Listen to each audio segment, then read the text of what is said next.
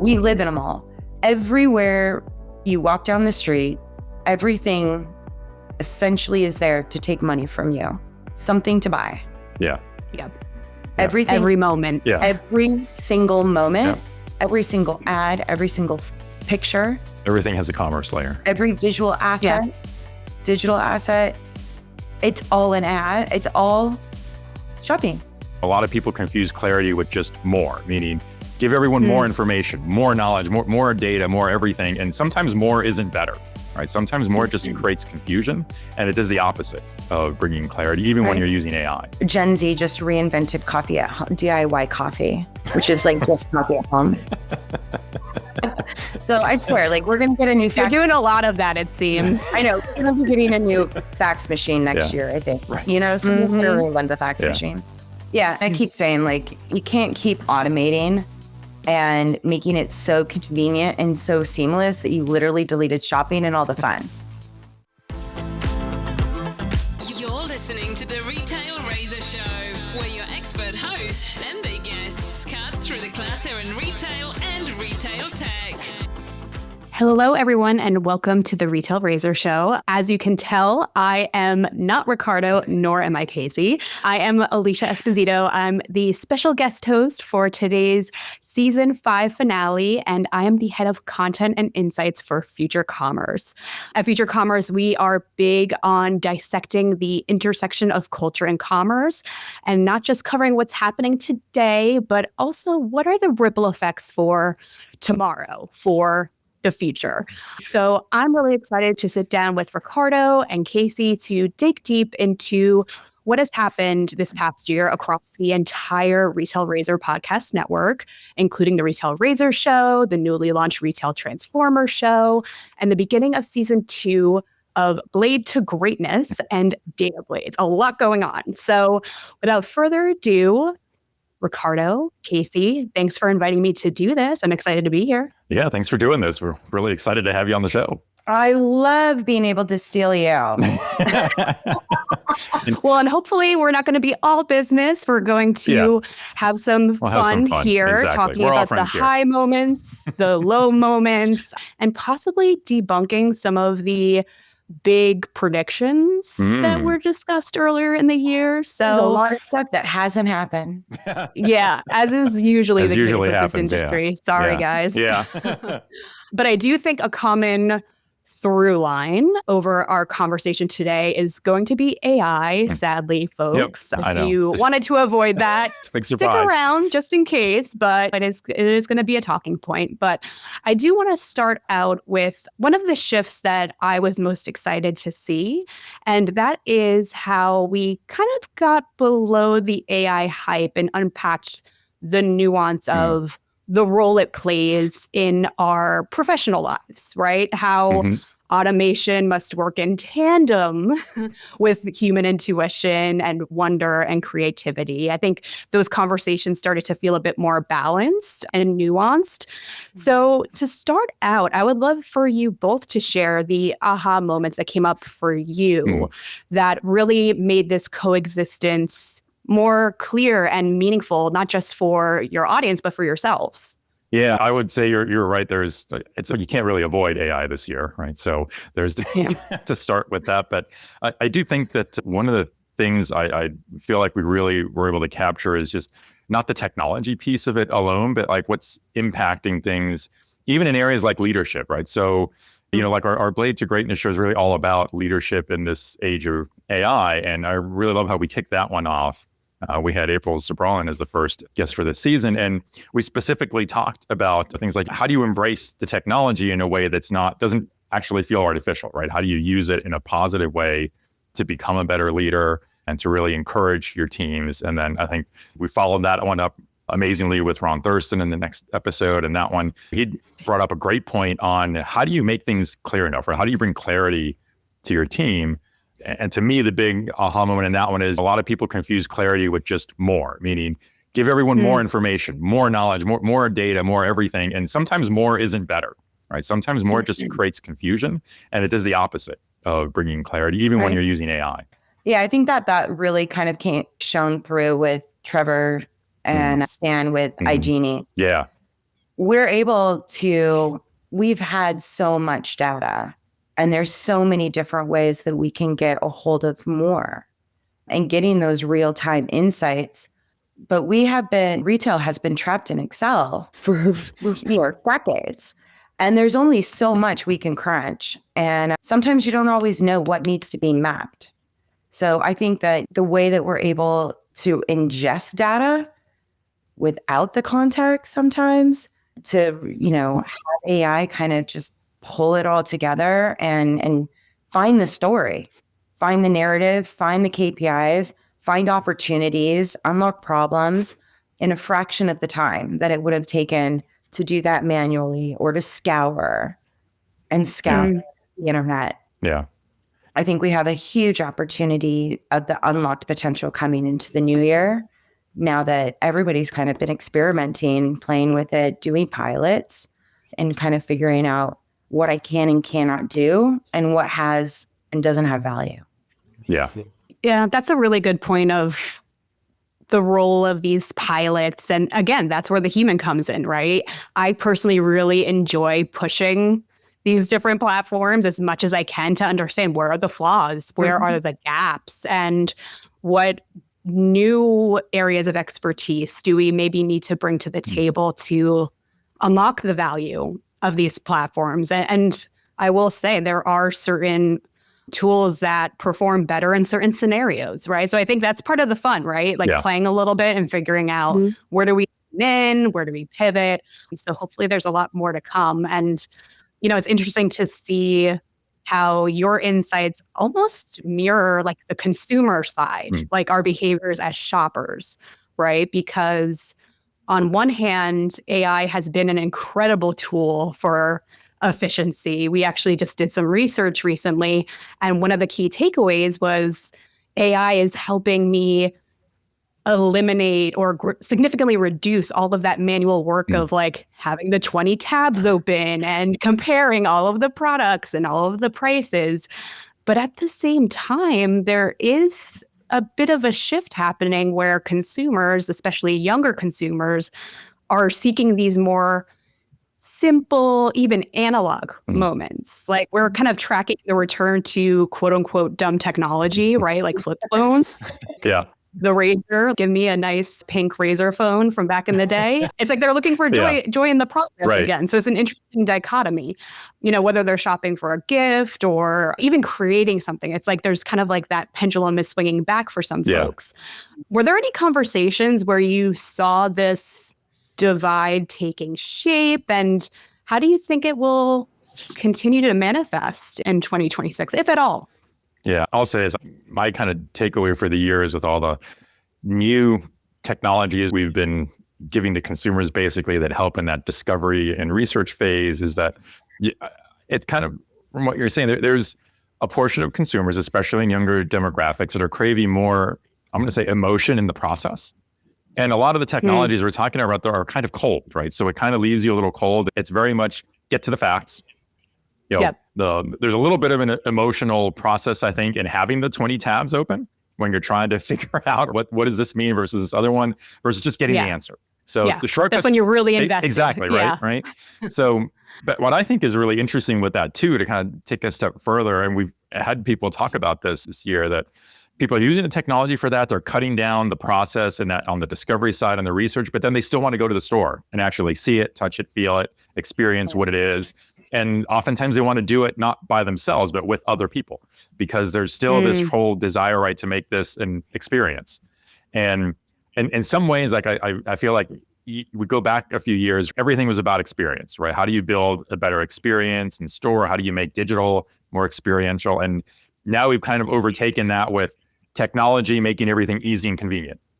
And so you're right, it kind of swung the pendulum a little bit. And I think there's a little bit more resistance. And where's the middle ground, right? Where's that happy medium that's going to find it where people can get all of it together in the right amounts? Yeah. I keep saying, like, you can't keep automating and making it so convenient and so seamless that you literally deleted shopping and all the fun. And I think that's like one of the disconnects is how much AI is being created to delete shopping. And I think it's because so many men hate it. But like 80% of all consumer power is run by women. We like shopping. Yeah. I would want to lead it. For certain things, maybe. There's a bit of a caveat there, right? There's certain things. But in general, there has to be a balance. And I think this really touches on just the human experience and the culture and how our culture is shifting as society. And I think Dave Finnegan touched on this during his podcast. Mark Marcotti with Cultures of Commitment in Retail, really being on that culture of, is it nice to have versus do we build it just because we can, or what is the value that it's adding? And does this support the culture and how it's evolving? Yeah. It adds to the emotion, right? It's like, what emotional value does the brand bring to the consumer? And if it's always presented through an AI search or an AI chat that just gets you straight to the answer, then where was the emotional part? Where was the bonding between the brand and the consumer? All you did was deliver products. All you did was deliver product. And sometimes, depending on the brand, we spent trillions of dollars and years building brand equity. And then to say that it doesn't matter. Right. I think that that's not going to prove for a very profitable retail year. No, I agree completely. Well, and it was like that pivot where everyone was talking about growth marketing and performance marketing. And I feel like now more than ever, that conversation around brand equity and immersiveness. I love that you both brought up culture and community because that is very future commerce coded. That's something we talk about every day. Yeah. And I think it adds a new dimension to the conversations we were having many years back around showrooming, right? Yeah. Because during that time, it was very much a price and cross-channel at the time experience. But now it's more about storytelling and belonging, identity formation. Yeah. So it's a lot richer than I think in years past. So to confirm, AI, and I guess you could argue even social search, because that is their AI-driven feeds, right? That's true. They're making consumers smarter. This is not an overstatement. Right. No, I totally agree. Right? Yeah, exactly. There's a lot of brands are definitely losing control of their narrative with AI and what AI is bringing back to those search results. It's definitely at a cusp of I feel like society is going through a larger technology culture shift than businesses. Yeah. Because there's so many sides and there's so many times where I feel pro and against at the exact same time. At the same time. Like trying to reconcile it even as a consumer, as somebody in business, it's like, it makes sense. It saves money, but it's just like, oh my gosh, it's like against my absolute core of my belief. Yeah. But the dollar signs can't really ignore that. Yeah. Or the efficiency gains.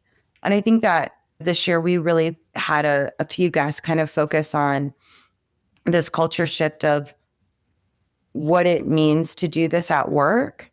But then again, through all the career guidance that like Ron has spoken to and Bobby Johnson with people first culture, like we've focused so much of these conversations have gone back to people and the people at work and how to find where you fit today. There is that reconciliation of this is what I'm doing at work, but this is what I'm doing at home. And I don't know where I fit in this whole culture shift. Yeah. So I think that there is going to be this part that's going forward and the people who are picking and choosing what they're staying back on. I mean, I just heard the craziest thing this week. Gen Z just reinvented coffee at home, DIY coffee, which is like just coffee at home. So I swear, like we're going to get a new You're doing a lot of that, it seems. I know. We're going to be getting a new fax machine next year, I think. Right. You know, someone's going to reinvent the fax machine. Yeah. Well, and I think it is interesting when you go back and compare this to when we all talked about showrooming, right, with the early days of smartphones. And to me, the big shift was that the technology before didn't really reflect itself as much in a customer-facing way in all of our commerce interactions. You went right? Before, even with early e-commerce, you kind of went to a place, whether that place was a store or a website, you bought something. And you didn't think about, there was no consideration of how it was the experience like, how convenient was it, where was the friction? It was just very transactional. And smartphones, I think, were the first piece that changed that. And in my mind, it changed it because it shifted control of the process to the consumer, where before the retailer was pretty much always in control. And the retailer didn't need to do all these other things to remain in control. And the smartphone changed that. That put control in the hands of the consumer. And now retailers realize, well, we have to do these things in order to get back in the game and to really have some say in how this commerce process will go out. And now with AI, I think that's like massively accelerated. Because now and we're seeing like different retailers do things, and they're like, you've got Amazon trying to block all the AI tools out there to stay in their own little world, and then others trying to embrace the AI and be part of it. But no one really knows, well, what does that mean for me, right? What am I controlling versus what's the consumer controlling? And that's why I still think all these other things matter. I mean, I kind of look back, like cases, I love this example, right? The DIY coffee and all these things Gen Z is reinventing. But we had a really good conversation early in the season with Chris Carl from AliExpress. Yeah. I think totally rewrote the playbook on how to market to Gen Z in a way that makes them feel like they're enjoying the experience and knowing that there's no store they're going to, right? Because this is all exclusively an online marketplace and through an app. They very successfully, I think, mastered social commerce and using social to drive interest in everything they have. And then they gamified everything, right? And so they really made it so that it's not just, I would argue, like the Gen Z demographic that shops with them probably doesn't feel like they're shopping. They're just accomplishing something they know they need to accomplish and having fun along the way. And I think they really mastered that. And what to me is crazy is they mastered at selling anything. He even said to her, like, oh, you need some farm equipment? You can buy that too. So it's not about apparel. It's not about electronics. It's anything. And it really came up with a way to do that. And I think that was truly fascinating. Yeah. Retail has always been about the edit. It's always been about the edit. And then we moved into marketplaces where there's just 48,000 SKUs under shoes. And then we got into like search hell. Right. And and it didn't matter where something was shipping from, as long as somebody could get in front of the customer. And so you just needed your products everywhere. So wherever the customer went, your product would show up. And then we're scrolling and hitting next page for 2.5 hours. And you're like, I'm done. Right. Yeah. And so I think that AI going after that discovery piece and replacing that Google search piece, we've needed that since marketplaces. Yeah, it's true. Yeah. Because nobody wants to scroll through 48,000. It's, oh my gosh, the perfect thing might be on the next page, but I have 241 more pages. Well, especially when all the product images look the same and they all have the same combination of keywords. So you're just like, well, what do I trust? What is the real thing? Yeah.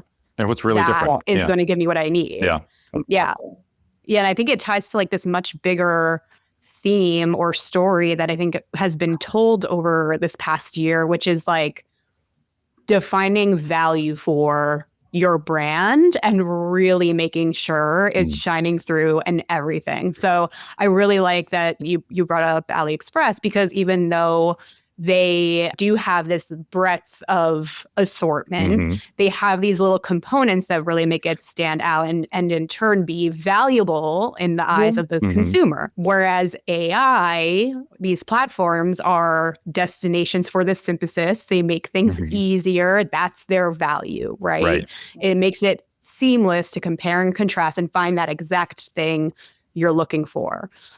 So I guess the biggest question is, how has this impacted the quote unquote loyalty shakeout that has been arguably taking place for years, right? We've been talking about this for a while, but I feel like especially this year when that need to convey value is stronger, like it can't just be about price anymore, right? Because now everything's curated in a nice little list and the bot is saying, oh, do you want me to help you pick out the right one for you? So what does that all look like for you guys? Well, and we're on opposite sides, so Ricardo. Oh, okay. I love this. Bring it on.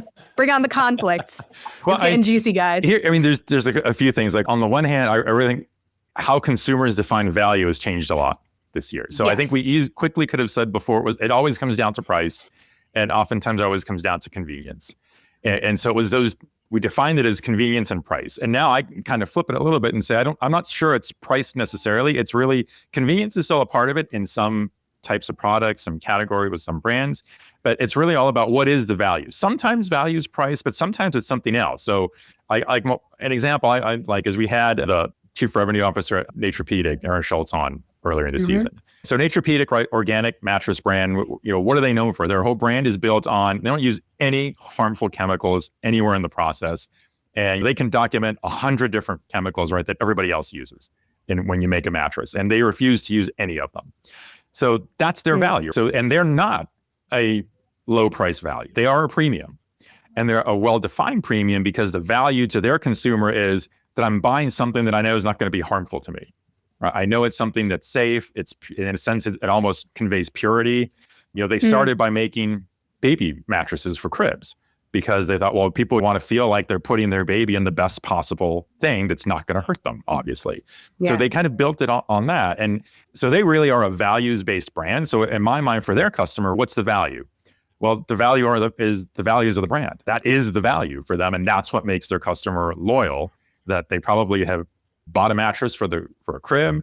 Then later on, when they needed mattresses for themselves, they said, you know what, we bought that mattress from Naturepedic. Let's go see what they have. And it may have been more expensive. That was okay because they knew what they were getting in that value. So I think to me, those are the examples. It ends up being more about differentiated value than it is about price in that sense. Yeah. I mean, they say there's price, convenience, and quality. And you most likely can't have all three. Right? You can't get the lowest price, the most convenient, and get the highest quality. You're going to have trade-offs. And I think one thing that all of this AI is contributing to is breaking consumer trust and not sure what you're buying. There's so many options, and there's so many discounted options these days that a lot of people are also, if they have the luxury of choosing quality over price, spend $50 more just for the brand name to just not have to worry about it and not have to worry about a return. Quality is a major sticking point with the younger generations. I mean, millennials and Gen X is used to products that work. Go figure. Millennials know the difference and know that trade-off of I'm going to lose quality if I get a better price. But now it's the younger generation, they want quality and the price, and they expect that. And that's not how the economics work. Yeah. You can't really have both. Yeah. You can't have price and quality. And I think this is shifting for some are just so done with the search and so many options that ChatGPT or Gemini or these AI chat is able to essentially distill it to something more manageable. And then they're able to just decide value out of that. Am I going, if I don't want to do this anymore and I don't want to talk about shopping anymore, I just want the thing, I'm just going to go buy the brand because I know that I can return it. I know that I'm going to get service. I know what quality I'm getting, and I know what my expectations are when the box arrives. And I think that is starting to matter again. Quality is mattering. It's not the having, or it's not necessarily the getting. It's the having. I'm sick of buying things over and over again, or returning something and having to shop for it again and having to shop for it again. And it's I'll just pay a premium to get it from the brand. Who are the top two brands that make this thing? Yeah. Right. Yeah. So let's unpack this a little bit more by looking deeper into the modes or the sectors of retail that have previously benefited severely from the price and the access side of things. So there's fast fashion, but then there's marketplaces, which we kind of hinted at a little bit earlier, but I want to dig deeper into. I mean, let's start with fast fashion because arguably they've had to deal with a lot of upheaval, not just from a consumer behavioral side, right? Like seeing shifts in what consumers are actually looking for, expecting. But then there's also the reality of tariffs, right? And the expenses that have been incurred as a result of some of these new guardrails. So what have those players had to do in order to maybe not just keep pace, but evolve accordingly? Yeah. Yeah. I feel like we had a really fun conversation with George Chang from Chi when we had him on the show earlier. Not that we're associating them with fast fashion. Right. Let me just put that on the record. And which was a point made on the show because we talked about them and what they were doing to be a much broader marketplace. Yeah. And he came with so many examples of what I kind of thought of as very specialized sellers, but keeping with the feel of their brand, in that it's made to order, it's made quickly, it's produced based on measuring what's being ordered, who's buying, really knowing the customer, so you offer exactly what they're looking for, and there's less guesswork, but in more categories than just fashion.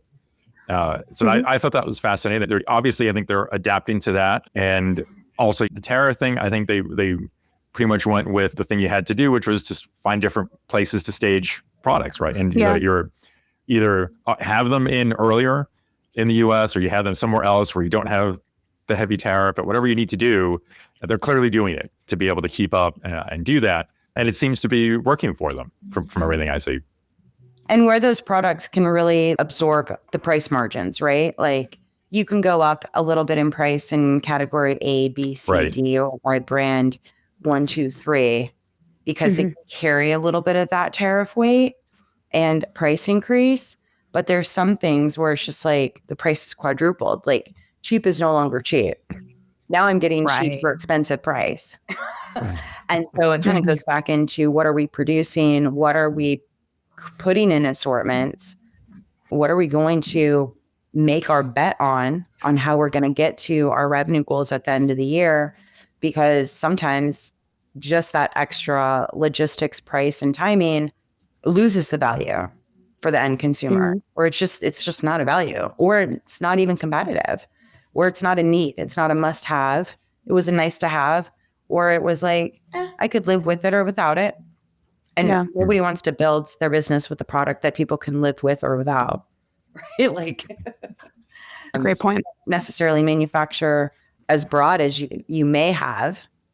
Everybody had to get a little bit more specific in what they're making, how they're making it, and how they're going to sell it. Yeah, great points. Well, and I know Temu is really doubling down too as being a destination for small businesses as well. We're actually just getting ready to launch a series where we sat down with 3 different sellers across categories, like live plants to patches that you can like use to like style your hats and your denim jackets and all of that, and even frozen food, right? Like they're getting into like very different sectors, and they're kind of the connecting point between consumers and small businesses. So that's going to be an interesting rebrand, I guess, that we should all, like, for the entire sector, right? Like seeing like that evolution that's going to be taking place, which brings me to marketplaces as a whole, because I don't know about you guys, but just like seeing the advancements in commerce capabilities, but also media, shoppable media. I mean,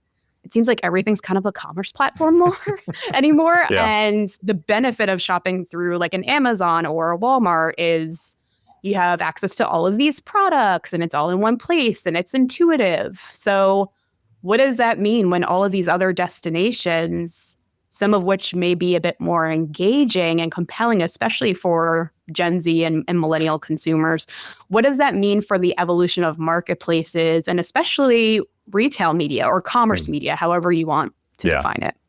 Yeah, I think right now I'm really hoping that the word e-commerce can be just done. It's just commerce. Just commerce. I don't think we need the E in front of it anymore. It doesn't matter where the consumer is. There is some type of digital process happening regardless. I don't think we just have like these like e-commerce platforms anymore. I really see like this digitized catalog that we've created, this digital catalog business.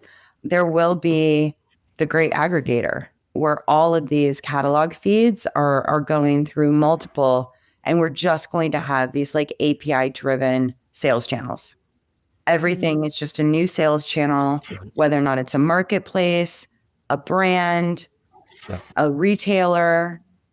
I think it's just going to matter a lot less, whether even TV, social media.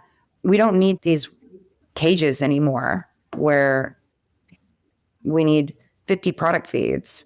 I think we're going to get to a point where we just have one product feed that's going out and being like adjusted as it enters all these different sales channels that are all digitized, even if it's like physical stores. Interesting. Yeah. What are your thoughts on that, Ricardo? Are we going to be dropping the E? It'd be interesting. I mean, I don't know if I counted how many times we've said it's just commerce on the show over the years. I'd probably have, if I had $20 for each one of those, I'd have a lot of $20 bills. But so I don't know if that'll happen. I mean, I think we've also had done the same thing by saying, let's just stop calling it omnichannel and talk about commerce. But at the same, to me, it fundamentally comes down to where's your customer, right? So why did marketplaces work? Marketplaces work because they attracted customers. So everybody needed to be on the marketplaces to sell because that's where your customer went. So especially if you don't have stores or if you don't have a physical presence, where does your customer find you? They're most likely going to find you to marketplace.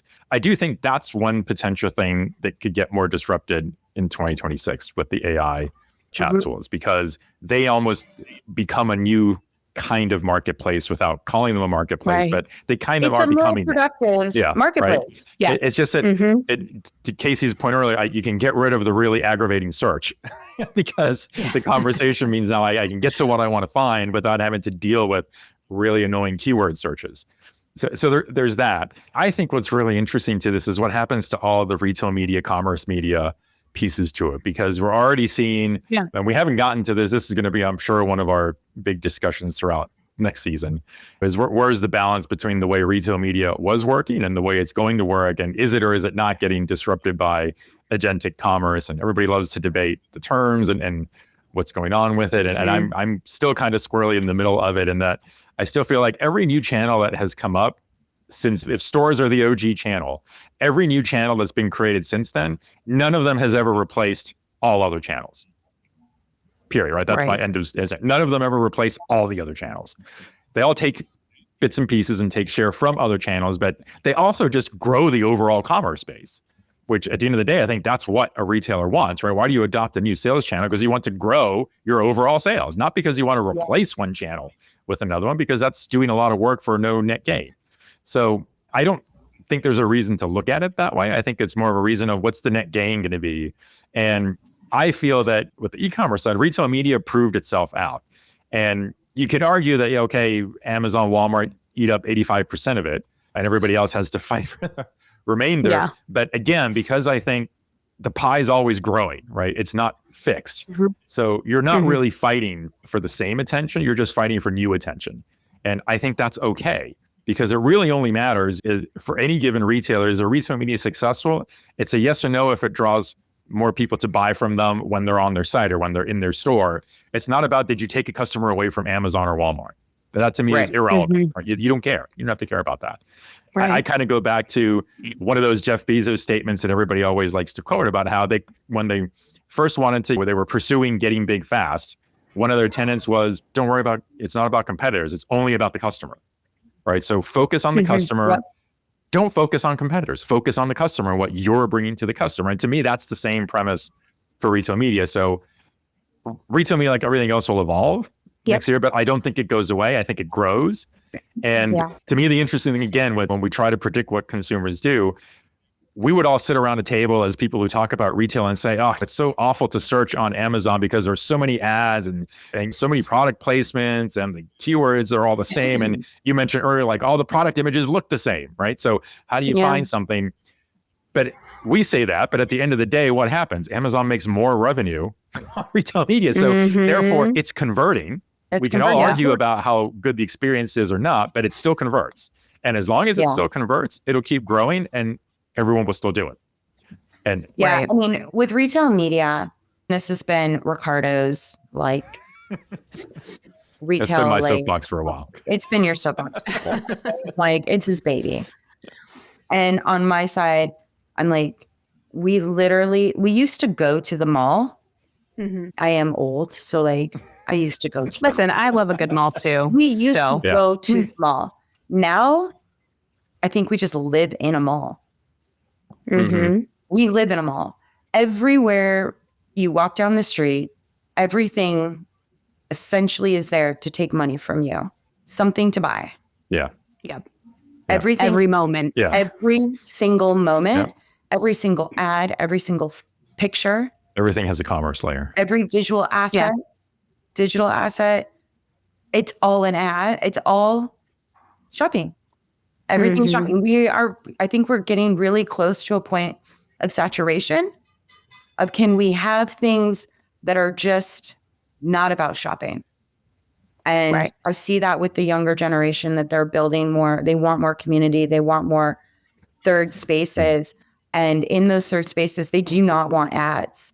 And so every single social media platform has been ruined when they added the ads. When retail was let in because they had to monetize some way. And then, there's this whole drop off. And then we get a new platform. And then the ads come. And then we get a new platform. And so now, though, it's embedded into everything to the point where I think we're hitting a saturation moment where my favorite commercials are like sponsored by some tech company or some brand, and it's just silent. Music playing is the ad to just give us space to not hear a commercial. Yeah. And so I think it's like the advertising is creating just like space without an ad to give you a break. And I think that that's really interesting right now. Because I was just doing Christmas shopping, right? As we all do. And I'm just like every single thing, like I live in a mall. Yeah, it's true. Yeah, it's true. And we've actually done research, and about 45% of consumers said they have a perpetual shopping list in their heads of things that they want to buy, need to buy, are going to buy. So with that noise comes this continual cycle. And then when there's a moment, say Prime Day, for instance, where it becomes like a moment, a cultural moment in and of itself, that leads to long-term behavioral change because it's not just Prime Day. It becomes Walmart's answer to the sale day. It's Target's answer. And then it's all of the D2C brands or, smaller brands, I guess you could say, that want to compete by offering better or more valuable deals. So it's like the snowball continues to grow. And I guess the biggest question there is, what are the implications of this? Like, what have you guys seen, heard from your guests over the past year in terms of like how this ecosystem, this ever-presence of commerce is impacting how consumers engage with it, how consumers perceive it? I mean, what is the future for, say, like a Prime Day? Well, I mean, it's definitely impacted the way consumers pay for it. I mean, cash flow and all of these like payments is definitely a massive shift to where that perpetual list is I can just keep buying as I find it for the right price or for the right convenience or at the right time. And then I can pay for it over the next 4 months or 6 months. So I can just maintain my cash flow because I don't think I shop more now consistently than I did before. Before it was like, it wasn't an everyday thing. Now I think it's such an everyday event. So it's just a task. Yeah. Where you used to wait to do the shopping on the weekend, or you used to wait to do the shopping on whatnot. Now it's with these like delayed payments, you can just get it whenever.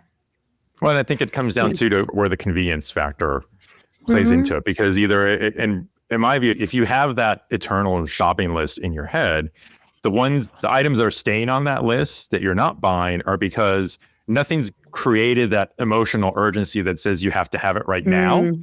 Maybe that urgency comes because suddenly it's Prime Day and the price is 40% lower than it's ever been before. And you think, fantastic, now I'll pull the trigger and get it. Or you see it somewhere and whatever that product is, you see it in an environment that makes that emotional connection that makes you think, oh yeah, if I had that, I could be doing what I see in this image right here and that would make me happy. So I'm going to go ahead and buy that. right? And that becomes the trigger that gets you to say, yes, I'm going to buy it. To me, these things like Prime Day, a lot of it is about training consumers, right? Because the risk you always have is that you do this often enough and too often enough, people just get used to the fact that, well, I should never buy anything unless it's on a 40% off sale or better. And then you just wait. You just have this perpetual waiting game. I always like to ask, and we kind of touched on a little bit when we had Megan Barden from Rhythm on and talked about this year's Prime Day. It's like, how many people waited as we were getting closer to Prime Day and didn't buy anything intentionally because they knew it would be cheaper during Prime Day, whether it was at Amazon or another retailer. And so is that a good thing? Is that a bad thing? Oftentimes we like to talk about it and says, oh, maybe people moved up purchases that they would have done later in the year that they did during Prime Day. But at the same time, are we asking, did people delay purchases to Prime Day that they would normally have done the month before? So in my mind, obviously, when you ask, well, why does Prime Day land when it lands on the calendar? What's lands in at a time what might not be a really big purchasing cycle anyway for a lot of people. So it's it's filling in the gaps. Exactly. Yeah. But then you have the Prime Deal Days that always comes in October that now we're thinking of as that's the kickoff for holiday season. So that's moving things forward. So do you add more than those? I don't know how many more can be added. And be sustainable. I don't know how much more it can be elongated, but it does raise, I think, the psychological nuance of what we buy, why we buy, how we buy. And I'm glad you brought up voluntarily, mind you, the holiday season, because what I found really interesting this year, obviously there are a lot of headlines around economic volatility and consumers' perception of their economic situations are bleaker than ever. But yet, look at the results. And like even Prime Day, is it cannibalizing Q4 spending? And it's really interesting, right? It raises the question of like, how do consumers participate in commerce, but also how do they perceive these moments like the holiday season as cultural customs and traditions? Like shopping is part of the equation, right? Oh, like that is embedded into the holiday experience.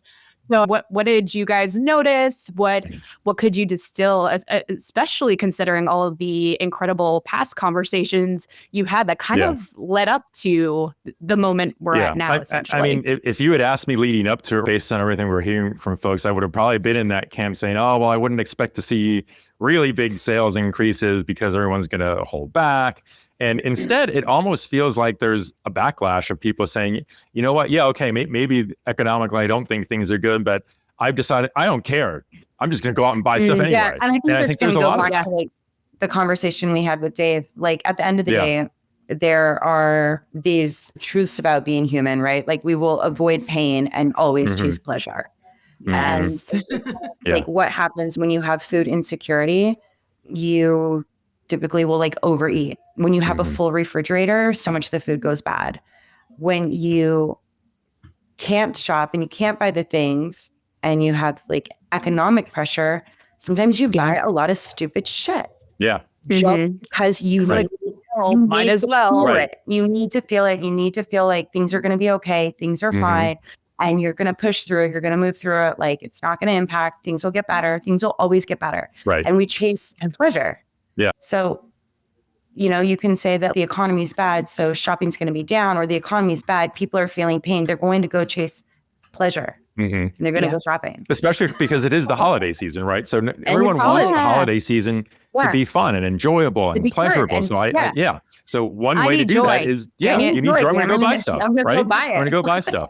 And there's to drop in a little bit of reality things to that, right? And what might make sense. There's other factors that I really think are hard to consider. But some of the things we learned when we had ThreadUp on the show is the impact of resale. And there's pros and cons, I think, to this, right? But I mean, I think we were shocked with some of the data they had from their holiday consumer research about just how much resale impact they were predicting there to be. I don't know that I've seen yet like any data now that says if that's coming true, but for the moment, we just assume that what they found actually does happen. Then what does that tells me that if there's a lot of resale buying, that is an example of consumers being smarter, like we talked about before. And they probably used AI to help them be smarter about it and to find these kind of deals. It meant there was more deal searching to find those resale items, because that is a little bit more treasure hunt-ish, right, than it is finding the new items that are on sale, right? It's a little bit of a different process. So If that's high, then that means people did more of that. And it probably ties into, we've heard a lot of economists talking about how it's the top 10% of earners that are fueling 50% of the retail economy. Mm-hmm. So you've got the other 90% fueling the bottom 50%. And if that 90% is focused on resale, then I think it is exactly what Casey was just saying, right? It's people saying to themselves, I don't think the outlook is good, but screw it. I want to have fun. I want to have joy. I'm going to go buy some things. I can't buy the really big, like more expensive things I want if they're not on sale. So I'm going to find something through a resale market that is just as good to me and gives me just as much joy. Quality. And this is where you can hack getting the quality. Exactly. For the right price. Because a lot of those things, and we talked about it on the show, I feel, in fact, even with Bobby Johnson, we talked about that, like with appliances, right? Like you used to be, we all remembered when you bought appliances, they lasted 30 years, right? We were appliances our parents had that they bought 25 years before, and they still work perfectly. We don't want them, but they still work, right? Yeah. Now you buy them, and you can barely get them to last 5 years without breaking down, right? And they're just as expensive. If you want a washing machine that works, it should probably be like this, like pea green, right? Or it's like dirty yellow, and like that one will work. Yeah. But all the cute white ones, they're all broken. Yeah. Right. Right. Well, and I think it kind of goes with like the cycle of trends now, right? Because it's like, oh, well, it's a good thing my, mixer doesn't work anymore because the aesthetic of my kitchen has changed. And now I need a gunmetal colored one, not this off white color. So it's just like an interesting convergence of the product quality, right? Plus the reality that consumers are sometimes looking to hunt for products that better connect to their aesthetic or their identity. So it's interesting because resale, when we were covering it in the early days, quote unquote, it was very much like it's a way for us to be sustainable and be more ethical. I personally, again, this could just be my own bias showing. I don't think that's a top of mind thing for most of the people that are ultimately it's a bonus. Using. I think it's a nice over the edge, secondary. Right? It's a secondary one that I think gets you over the edge. Like, well, do I buy this? Well, if I buy this one, I'm doing a good job making something sustainable because I'm not buying a new one. So it kind of helps maybe with that final step. I don't think it's your initial reason for searching it out. No. I either like it or I don't like it, right? And I think a lot of stuff like on resale, like there are premium products or luxury products. And you don't have to have a sustainability conversation. Like somebody wanted me to speak on sustainability. I'm like, I'm not your girl. Because I've never really had to think about sustainability because it's built in luxury. It lasts multiple generations. The product does do its job and keeps me warm because the materials are not plastic. Right? Like it's doing its job. It's just, I don't think about it because it's just been built into the product. And so getting that product, even if it's been pre-loved, I'm still getting that value that can keep giving and giving, but I still don't think about it. I don't think about it as I'm being sustainable right now. I'm getting what I want because I don't have to save for it as much. Yeah. No, it's true. It's a great point.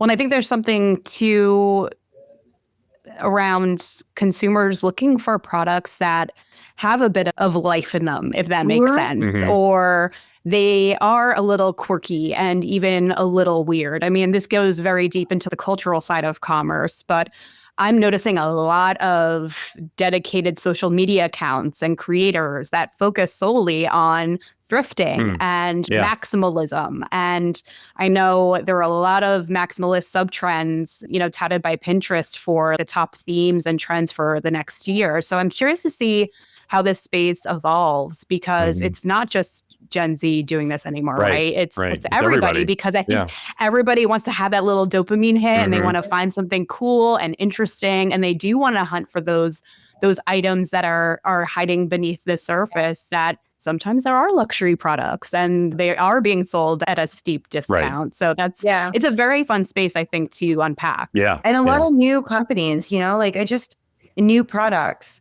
they're taking so much away that we had that before on the sizes, on the materials aren't the same, but the price is the same, but an Oreo is half the size with half the frosting. Things are not weighing in. You're buying a little package of chips and there's 2 chips inside.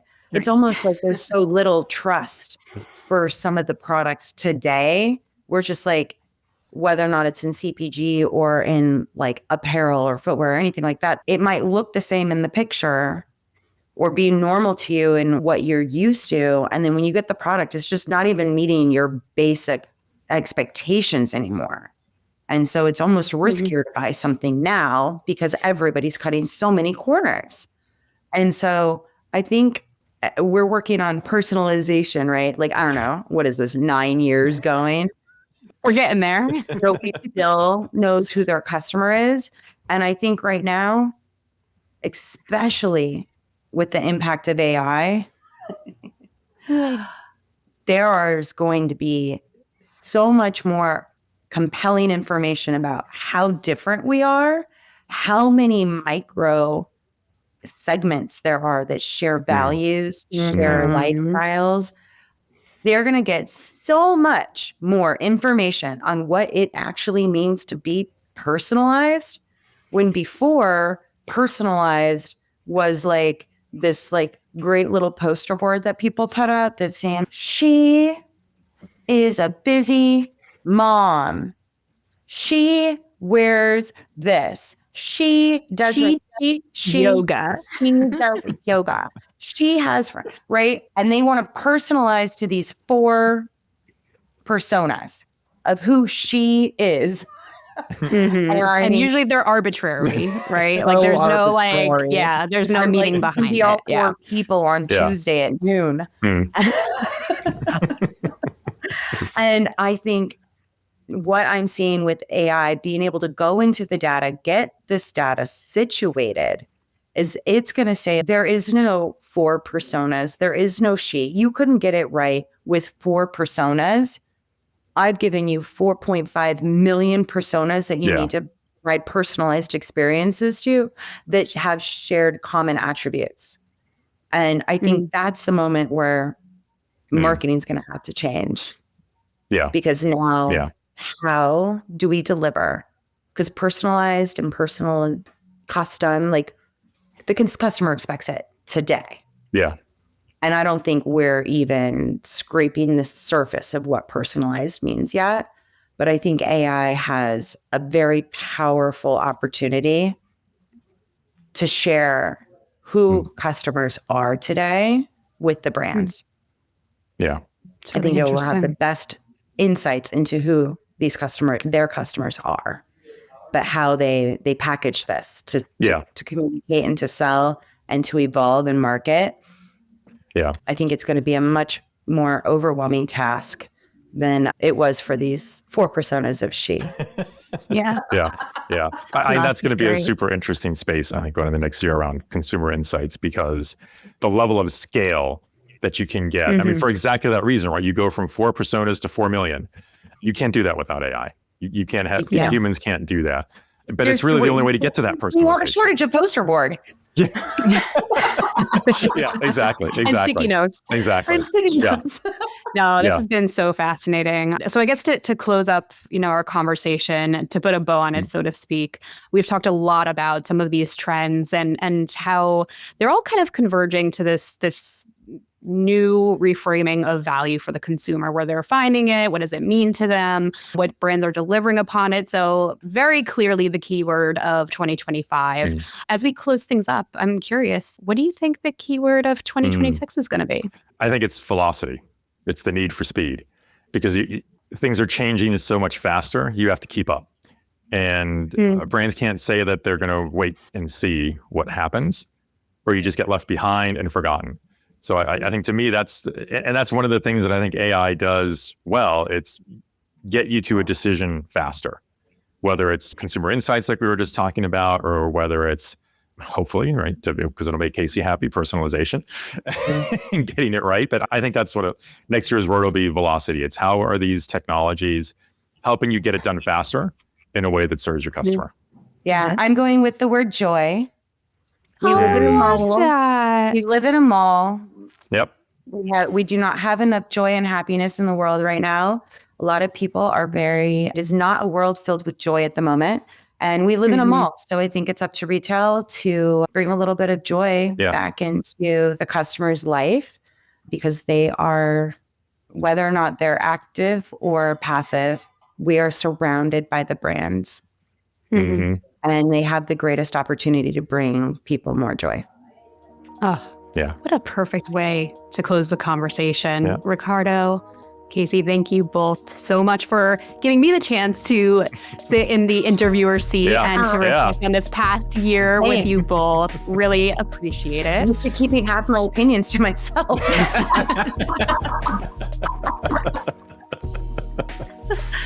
I want more of the opinions. Bring it on. That's right. That's for next time, though. Hopefully, we'll do that next time. Yeah. If you'll have me. But for now, thanks to all of you for joining us for the season finale of Retail Razor Show. And I won't see you next time, but Ricardo and Casey will. And we'll all see each other at NRF. That's right. That's right. I'll be there. Thanks, everyone. Thank you.